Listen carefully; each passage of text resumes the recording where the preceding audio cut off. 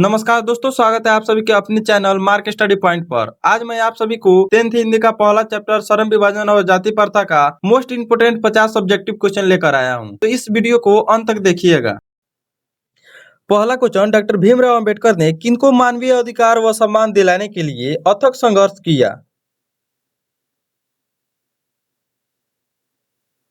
तो दोस्तों इसका सही जवाब होगा ऑप्शन नंबर डी, अछूतों को, स्त्रियों को, मजदूरों को। द अनटचेबल किनकी रचना है?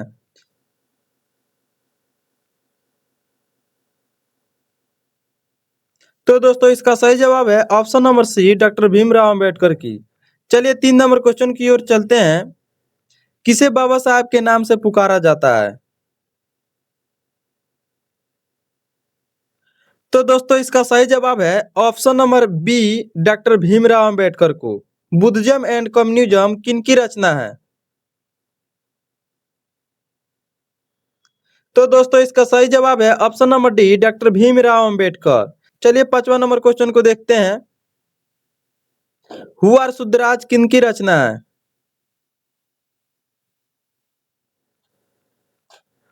तो दोस्तों इसका सही जवाब है option number A, doctor Bhimrao Ambedkar. चलिए 6ठा क्वेश्चन देखते हैं। मानव मुक्ति के पुरोधा किसे कहा गया है? तो दोस्तों इसका सही जवाब है option number C, doctor Bhimrao Ambedkar को। चलिए 7वां नंबर क्वेश्चन की ओर चलते हैं। भारत में जाति प्रथा का मुख्य कारण क्या है? तो दोस्तों इसका सही जवाब है ऑप्शन नंबर ए, बेरोजगारी। चलिए 8वां नंबर क्वेश्चन की ओर चलते हैं। जाति प्रथा स्वाभाविक विभाजन नहीं है, क्यों?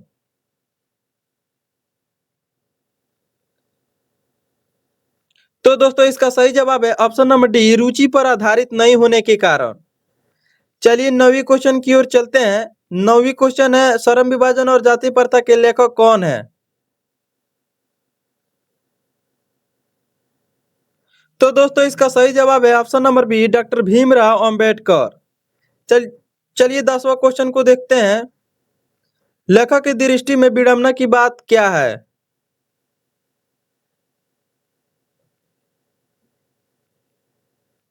तो दोस्तों इसका सही जवाब है ऑप्शन नंबर ए, जातिवाद के पोषक की कमी नहीं है। चलिए 11 नंबर क्वेश्चन की ओर चलते हैं। लेखक की दृष्टि में आदर्श समाज कैसा होना चाहिए? तो दोस्तों इसका सही जवाब है ऑप्शन नंबर ए, जिसमें स्वतंत्रता, समता और भ्रातृत्व का भाव हो। चलिए 12 नंबर क्वेश्चन को देखते हैं। लेखक बेरोजगारी का प्रमुख व प्रत्यक्ष कारण किसे मानता है? तो दोस्तों इसका सही जवाब है ऑप्शन नंबर सी, जाति प्रथा को। चलिए 13 नंबर क्वेश्चन की ओर चलते हैं।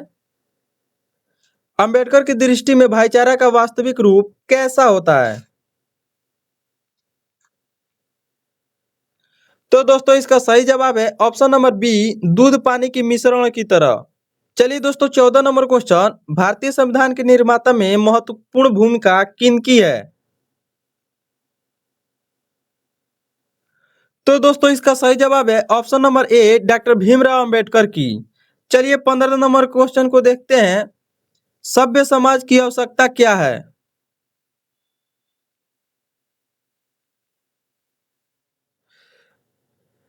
तो दोस्तों इसका सही जवाब है ऑप्शन नंबर बी, श्रम विभाजन।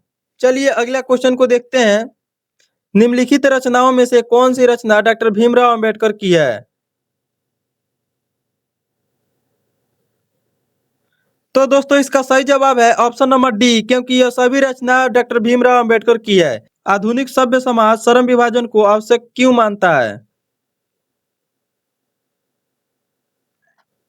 तो दोस्तों इसका सही जवाब है ऑप्शन नंबर ए, कार्य कुशल के लिए। चलिए 18 नंबर क्वेश्चन को देखते हैं। श्रम विभाजन और जाति प्रथा बाबा साहब के किस भाषण का संपादित अंश है?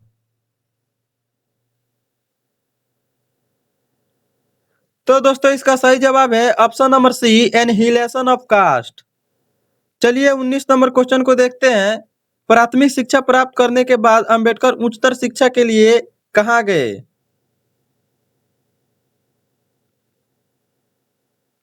तो दोस्तों इसका सही जवाब है ऑप्शन नंबर सी, न्यूयॉर्क। और न्यूयॉर्क से अमेरिका गए। चलिए 20 नंबर क्वेश्चन को देखते हैं। अंबेडकर का चिंतक व रचनात्मक के लिए प्रेरक व्यक्ति कौन थे?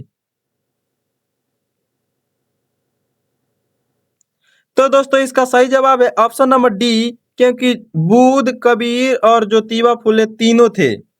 चलिए 21 नंबर क्वेश्चन को देखते हैं। जाति पथक तोड़क मंडल भाषण लाहौर में कब हुआ था? तो दोस्तों इसका सही जवाब है ऑप्शन नंबर सी, 1936 में हुआ था। चलिए 22 नंबर क्वेश्चन की ओर चलते हैं। श्रम विभाजन और जाति प्रथा क्या है? तो बच्चों इसका सही जवाब होगा ऑप्शन नंबर सी, निबंध है। चलिए अगले क्वेश्चन को देखते हैं। अंबेडकर के भाषण एनहिलेशन ऑफ कास्ट को किसने हिंदी में रूपांतरण किया?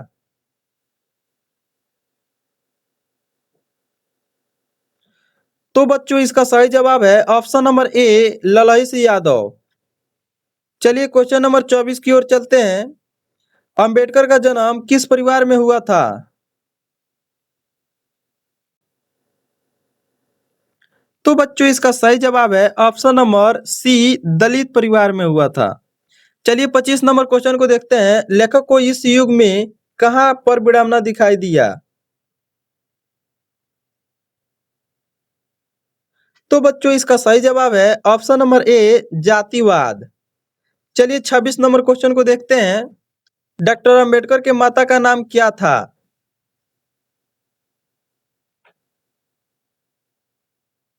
तो बच्चों इसका सही जवाब होगा ऑप्शन नंबर डी, भीमाबाई। चलिए 27 नंबर क्वेश्चन को देखते हैं। डॉक्टर अंबेडकर ने पीएचडी की उपाधि कब धारण की?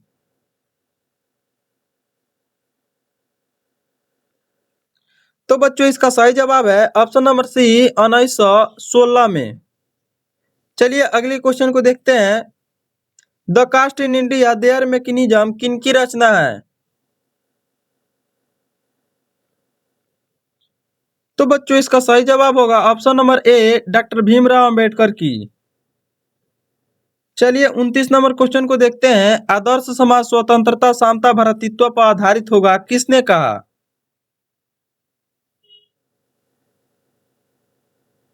तो बच्चों इसका सही जवाब होगा option number B, doctor Bhimrao Ambedkar ने कहा था। चलिए 30 नंबर क्वेश्चन को देखते हैं। जाति प्रथा पेशे का दोषपूर्ण पूर्व निर्धारित करती है।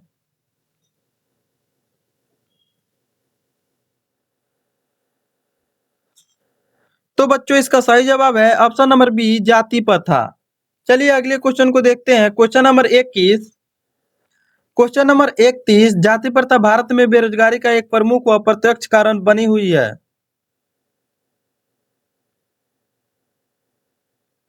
तो बच्चों इसका सही जवाब है ऑप्शन नंबर सी, ए और बी दोनों, प्रत्यक्ष और प्रमुख। क्वेश्चन नंबर 32, मूक नायक क्या है?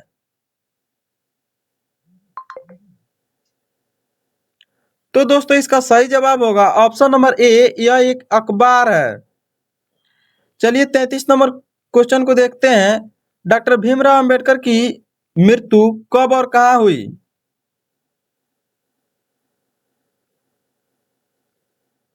तो बच्चों इसका सही जवाब होगा ऑप्शन नंबर ए, 1956 में दिल्ली में हुआ था।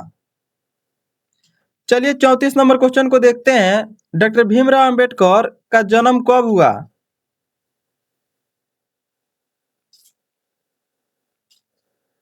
तो बच्चों इसका सही जवाब होगा 14 अप्रैल 1891 को। चलिए क्वेश्चन नंबर 35 को देखते हैं। डॉक्टर भीमराव अंबेडकर का जन्म कहाँ हुआ?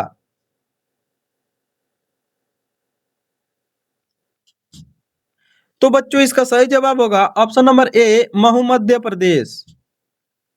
चलिए क्वेश्चन नंबर 36 को देखते हैं। डॉक्टर भीमराव अंबेडकर ने किस पत्रिका का संपादन किया?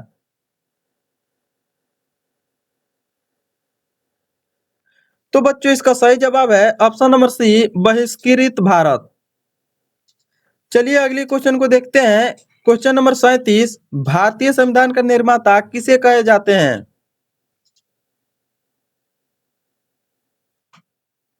तो बच्चों इसका सही जवाब है option number C, doctor Bhimrao Ambedkar को। चलिए अगले क्वेश्चन को देखते हैं। Question number 38, doctor Bhimrao Ambedkar का वाङ्मय हिंदी के कितने खंडों में प्रकाशित हो चुकी है?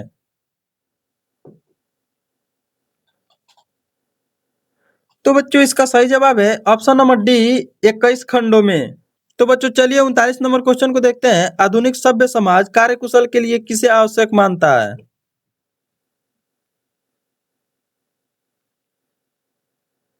तो बच्चों इसका सही जवाब होगा ऑप्शन नंबर ए, श्रम विभाजन। क्वेश्चन नंबर 40, डॉक्टर अंबेडकर के पिता का क्या नाम था?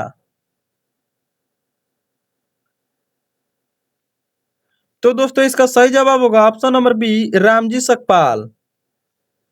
चलिए अगले क्वेश्चन को देखते हैं। क्वेश्चन नंबर 41, जाति प्रथा श्रम विभाजन के साथ साथ किसका रूप लिए हुए है?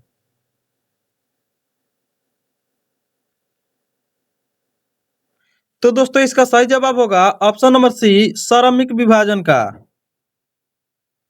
चलिए क्वेश्चन नंबर 42 की ओर चलते हैं। Question number 42, doctor Bhimrao Ambedkar ने किस प्रथा को आर्थिक पहलू से भी खतरनाक माना है?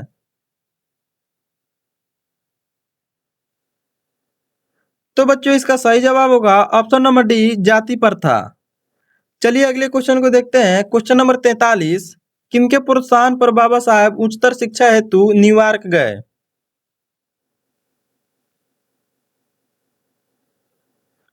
तो बच्चों इसका सही जवाब होगा ऑप्शन नंबर सी, बड़ौदा नरेश के। क्वेश्चन नंबर 44, आर्थिक पहलू से भी जाति प्रथा डैश है, लाभदायक है, अनुकूल है, हानिकारक है, इनमें से सभी। तो दोस्तों इसका सही जवाब होगा ऑप्शन नंबर सी, हानिकारक है। चलिए अगले क्वेश्चन को देखते हैं। क्वेश्चन नंबर 45, सच्चे लोकतंत्र का पर्याय क्या है?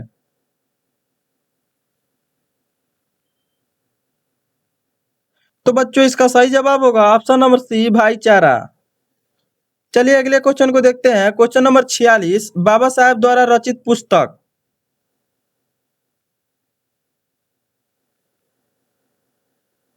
तो दोस्तों इसका सही जवाब होगा option number D, genesis and development, Buddhism and communism, Buddhism and his धामा। यह सभी रचना डॉक्टर भीमराव अंबेडकर की है।